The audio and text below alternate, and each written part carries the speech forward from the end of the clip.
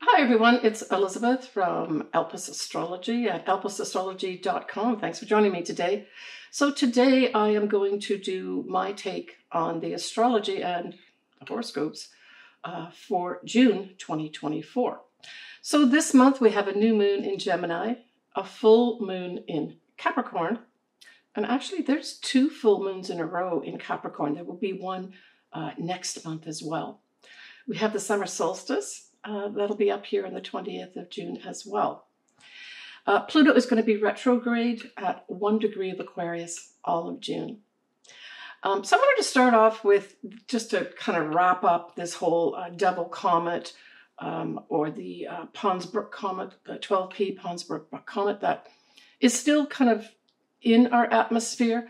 By the 2nd of June, it will be the closest it will come to Earth. But in terms of visuals, everything that I was reading really says that it's going to be the Southern Hemisphere. So my Australian folks and India and all those kinds of continents are going to be able to see it more clearly, but even they will have a little difficulty because even in the Southern Hemisphere, from looking at stellarium anyway, and I'm going to put a link here for those folks that want to put this comet in on stellarium. I'm going to put a link to a really easy video that helps you go through stellarium and put it on. I did it quite easily. But basically it's going to be near the horizon in the evening for folks that are in the Southern Hemisphere. But you'll still be able to see it in June, but it is kind of on its way out. But I didn't in my last video when I talked about this Pons Brooks comet talk about, well, what happened 71 or so years ago, because this is about a 71-year cycle. This comet comes around. So we're looking really here at 1953, 1954. It looks like it was identified in both 53 as well as 54, but of note, 1953 for sure was significant for events. Let me just give you a few of them. And for those folks that were born around this year, these 2 years, there may be some significance that come back in your life, some big messages. But let's go through it. So we had Edmund Hillary and Tenzing Norgay go up to the top of Mount Everest and claim that they've reached the top, right? So these were the first folks that did that. Queen Elizabeth, she had her coronation in 1953. We also had Watson and Crick, as well as Rosalind Franklin, discover the whole helix, right? The DNA helix. So we had Stalin, who was like one of the most murderous dictators of our time, died. And I didn't realize it was not so long ago that Salk actually invented the polio vaccine. And in fact, apparently he inoculated his whole family before then it rapidly went out to the world population, right? For everyone to be vaccinated against polio. So pretty significant stuff, right? When we look at that whole comet that I spoke about, the other thing that happened in 1953 was Dwight Eisenhower, he was a Republican, was inaugurated in 1953. So that's another thing that happened. So there was a lot of changes with regards to government positions or monarchy positions in 1953. And he's just the final one that I wanted to mention. So when we look at the first lunation of the month, well, it is going to be a new moon in Gemini. And nicely, we have Mercury in Gemini as well as Venus. So we've got the ruler of Gemini, Mercury, in its home sign. So just this alone is very positive, right? This is going to be on the 6th of June at 5:37 a.m. and that's Pacific Daylight Time. It's at 16 Gemini, 17 minutes. And, one of the things that came to my mind was that this is going to be a very flirtatious, we're entering into the summer season coming up, right, with the summer solstice, sort of mid-month in June. I just took this as a very flirtatious time, maybe more on a personal level. But it also speaks to, changeable emotions as well. So it could bring in some new romances for folks, but they may not lead to anything more than kind of like a summer fling or summer flirtation type thing.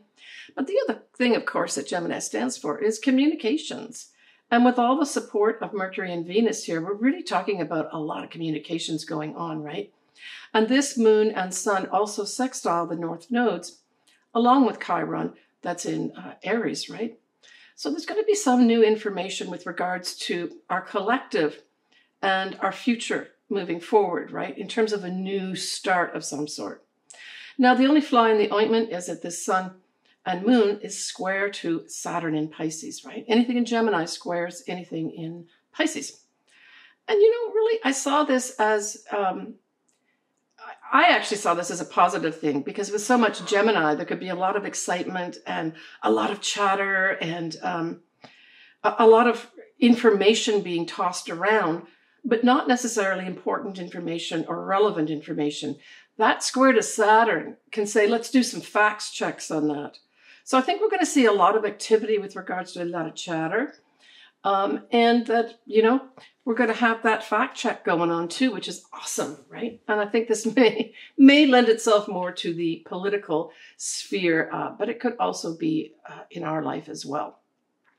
So as I said, this is around 16 degrees of Gemini. So for you to have in your own chart something significant like your ascendant or your sun at this degree point, this could actually promote a whole newness for your year. So I want to wish all my clients, as well as my viewers that are Geminis, a happy new year to you. My daughter Victoria was born around this time. She is a Gemini, so I wish her happy birthday. Towards the end of the month, I have my granddaughter Penelope, who is her birthday, although she just enters into Cancer for her son. So happy birthday to both of those. When we look at other things, we look at Jupiter here trine to Pluto, that is retrograde, but still this is really positive. So Jupiter is going to expand favorably anything with regards to what? Humanitarian types of activities. Electronic communications, like the social media, could be abuzz around that 6th of June and new moon in Gemini. The ruler itself, Mercury, will be at 6 degrees of Gemini. And at that time, Jupiter will be approaching Mercury. And so I saw this as we've got a lot of legal stuff going on right now that we have all over the news. So I think that this is going to bring, once Jupiter hits Mercury, just sort of around that 17th of June time period, I think where Mercury and Venus will be conjunct at 0 degrees of Cancer. I think that may be a time period where we're really going to see some significance going on here with regards to some kind of thing coming up with regards to all these legal matters that will have some substance behind it. So the 17th of June is when Mercury and Venus will be at 0 degrees of Cancer. And of course, Cancer can refer to things like the mother, but it can also refer to our home land. And that's how I see it. Some new starts here. And this is right around the solstice time period as well. So we've talked about the new moon here. We've talked about the Mercury conjunct Venus. So certainly if you've got something, say, around that 0 degree mark of Cancer, this could bring in what? It could bring in some good news about money for you. It could bring in some good news about a love in your life. But it can also bring in some good news about a family situation, because Cancer does really refer to Cancer situation. In particular, your mother is featured. And because the solstice begins around, does begin around the 0 degree mark of Cancer, that 17th of June could be a standout with regards to something happening that manifests more clearly, not only, say, at the solstice itself on the 20th, but for that whole time period, right? The 3 months before we go to the next new season, right?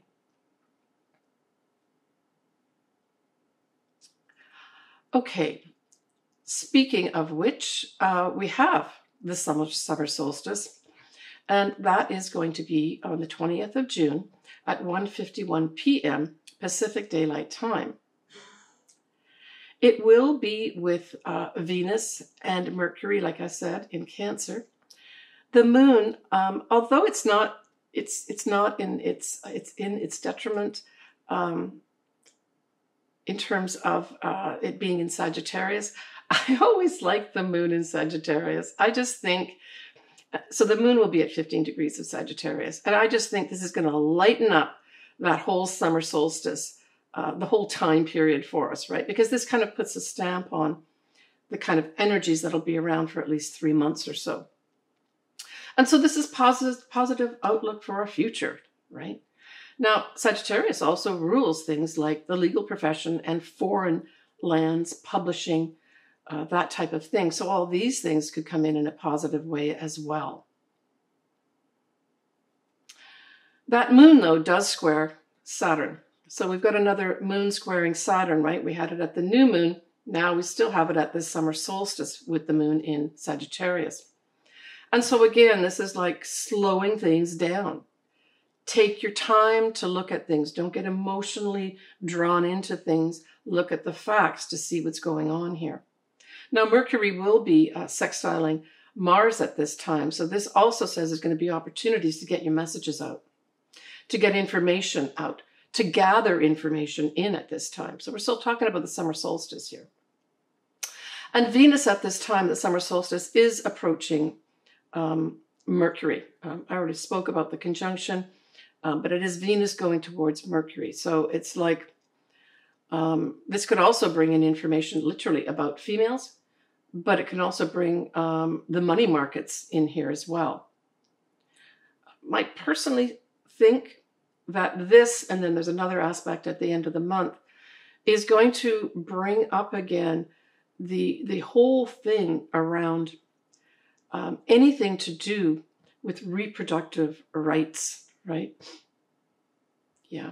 So I think that may be brought up as well at this time too. Maybe even some groups of people, women in particular, putting voice to that, and maybe boots on the ground too, where you start marching for it as well. We haven't seen really any of that in a big way recently. So that may still be on its way to us. So the next lunation we have is going to be the full moon in Capricorn, and that's going to be on the 21st of June at 6:08 p.m. And this is at 1 degree of Capricorn, 7 minutes. And as I mentioned at the beginning, there's going to be a second full moon next month as well, but it'll be at 29 degrees of Capricorn. So we get the beginning of Capricorn and then the end of Capricorn as well. And of course, because it's a full moon, we have the sun in the opposite sign of Cancer at 1 degree of Cancer, right? So we have a lineup here of, first of all, we've got the moon in Capricorn, but it's really kind of on its own in many respects, except by the opposition with the sun. It's really the sun that is taking center place here, because it's going to have the Venus as well as Mercury all lined up in Cancer. So there really is going to be this focus here on our homeland, females, reproductive rights, pregnancies, anything to do with that, discussions and information being brought up here. And remember, we have Neptune at 29 degrees Pisces at this time too. So that's a culminating energy, right? A culminating energy with regards to our spiritual lives. And as well as our aspirations and inspirations as well, right? We have Mercury that is sextile Mars at this time still. We had that also up at the summer solstice, which was just literally the day before, right?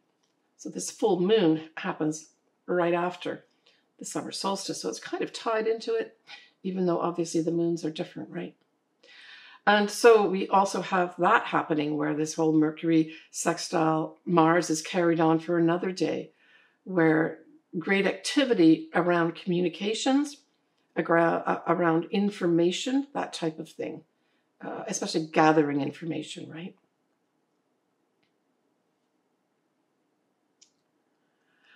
All right, on the 22nd of June, that's just going to be a day after the full moon, we have a lot happening in water signs. We have the Sun, Mercury, Venus, Saturn, as well as Neptune, all in water signs. So I think because this is the day after the full moon, to me, it lends itself to a lot of emotion here, a lot of deep feelings and a lot of deep emotion around whatever comes up in terms of the full moon.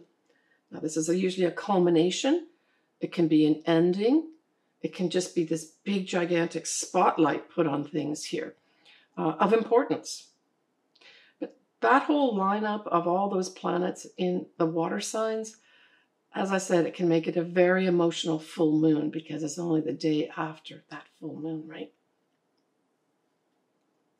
So we end the month on the 30th of June, where we have Venus sextiling Mars.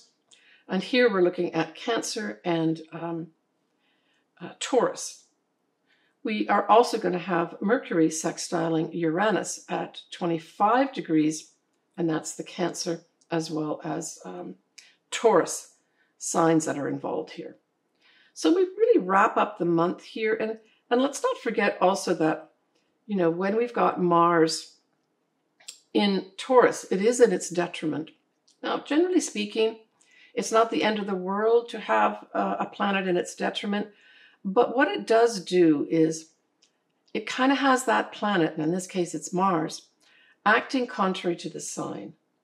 And so what does Mars like to do? Mars loves to move forward, action, all that type of thing, right? Lots of energy. And so it says that it's going to be contrary to that. And so this may be more, in terms of Mars, I think a slow burn, a slow release is better than like running around and trying to get things done. So this may also be a time, if we look at the sextile with Venus, where there's some new introduction here with regards to our money markets again. So this could be something that happens at the end of the month that is unexpected, that some kind of information may come out with regards to our money markets. But hey, Venus sextiling Mars, just as a transit itself, if you've got something, say, around that 15-degree mark of Cancer, Taurus, this could bring in an opportunity for a relationship, right? I mean, when we think about it, Taurus is ruled by Venus too, so there's a positive setup here, right? Now with that Mercury also sextiling Uranus, this is unexpected news coming our way. I mean, maybe something else is going to pop out with regards to all the legal matters going on right now that is going to be significant for us. But we're talking about, you know, Mercury being in Cancer. And as I said, Cancer really refers to the family. It refers to the mother in particular, reproductive rights, anything to do with having children, that type of thing. So we may end the month with more unexpected information coming in here and maybe unexpected discussions of import, right? So when we give a little peek to July, we're looking at a new moon in Cancer and a full moon again in Capricorn. So this is the second full moon in Capricorn over 2 months, June and July. And we will also have Mars is going to be sextiling Neptune at 29 degrees. So this is going to be significant too. This will be some kind of opportunities with regards to, I think, changing up the old guard finally and getting rid of it, right? Because the 29 degrees is the culminating degree of energies, and Mars is energy. So we'll talk about that next month in more detail. So let's move on now to the actual either sun signs and or ascendants. You pick which one. I would say it might be a good idea to listen to both. Start off with your ascendant so you understand the areas of life potentially being involved here. And then listen to your sun sign to just gain additional information that might be important.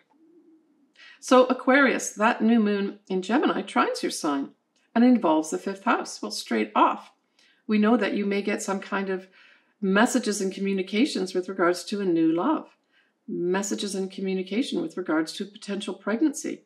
5th house rules children too. Messages and communications with regards to a new start in your own business, putting contracts together in your own business.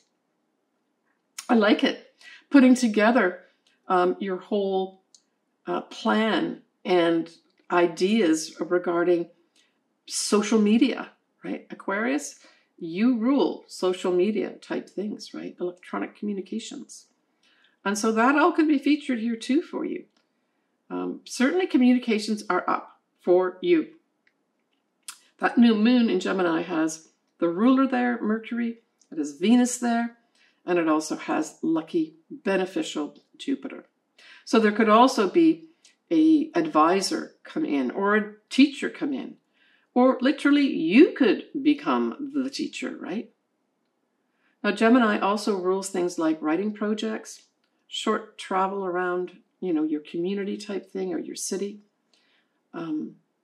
So opportunities, especially if you've got your own business, opportunities could come up for some Aquarians to get involved in travel as part of their own business. But writing certainly is, I think, very much in terms of like your own business, writing is very much featured here. Writing of any sort. Doesn't mean you've got to write a book. Maybe you're going to write the code for some app of some sort, right? 5th house is also creative projects, and that does lend itself to writing. So there's going to be some Aquarians that get involved with regards to a new start in a writing project. Very positive for you if you do have that. Now we are looking at around that 16 degrees of Gemini for it to have, some really important, significant effect on you, right? Now we look at that full moon at 1 degree of Capricorn. Well, that's in your hidden 12th house. Now we know the full moon itself is kind of on its own in the 12th house, but the opposite sign, which is Cancer, is where it's really happening, right? And that's going to be your 6th house. So we've got that's the Sun, we've got Mercury, and we've got Venus, all in Cancer in your 6th house. So it's like there's an activation at that full moon of both your 6th house and your 12th house. I'm thinking for some Aquarians, you may get some hidden information. That's 12th house. That's important for you to know about. Or you working behind the scenes in some structures like a hospital, for instance, an ashram, government offices. All those types of things are featured by the 12th house, right? Where you're doing something behind the scenes that is actually affecting your 6th house as well, that something's activated there. So the 6th house can be our day-to-day job. If it's not something that you do, a job that you're retired, it's what I do day-to-day. What kinds of things do you do? And it's also your health. Now I'm thinking of a direct corollary of pulling together the 12th and the 6th house, because the 6th house can be the house of health. It could be for some reason you have to, as a result of something happening in your health, you go to a hospital for some kind of test of some sort. And because there's 2 full moons in Capricorn, there may be for some Aquarians, there's going to be maybe a 2-part process here where something happens with regards to maybe a hospital, maybe an ashram, any kind of hidden place here as a culmination energy or a big spotlight put on something in June. But then there's a second part to that that's going to happen at the 2nd full moon at 29 degrees of Capricorn in July. Yeah. And the other thing is we're going to have a new moon in July as well. So I'm thinking, yeah, there's something to do with working behind the scenes for a lot of Aquarians, whether it's in hospitals or you have to go to a hospital, and your health. I think for a lot of Aquarians, something's going to happen there.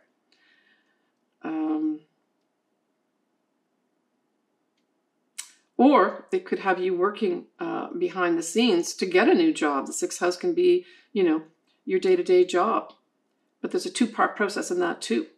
And again, this may involve you at the full moon, the first one in June, you contacting people, messaging people, maybe being even interviewed behind the scenes. And then in July, another culmination and ending that's part of the same process that started in June. And this could involve, as I said, two things: the job that you're actually doing, the activities that you do day to day, and or your health, or all these things. Well, you have Pluto, Aquarius, still in your sign at 1 degree of Aquarius. So for those Aquarians that do have something, say your sun or your ascendant, around 1 degree, this month could be very important for you with Pluto hovering around that 1 degree mark. It is retrograde, but it's still there at 1 degree. All right. Take care, Aquarius. All right, everybody. I'm wishing everybody a happy start to their summer, because, of course, the official start here in the Northern Hemisphere starts this year on the 20th of June, certainly Pacific time. But then, of course, we're looking at the Southern Hemisphere, where we're looking at the beginning of winter, right? If you'd like your chart done, or you'd like a combo done where I put together a quick look at your astrology and I do a tarot reading, I have a service to do that too. I love doing anything to do with astrology as well as the tarot cards. So feel free to reach out to me. If you're not sure what to do, you can always just email me and we can discuss stuff back and forth, or you can go directly to my services tab and pay there. But I really am wishing everybody a very, very happy and positive and loving and supportive summertime period. Get out there and enjoy yourself, and don't be afraid of being you. I'll talk to you all next month in July. Bye for now. Sending you lots of love.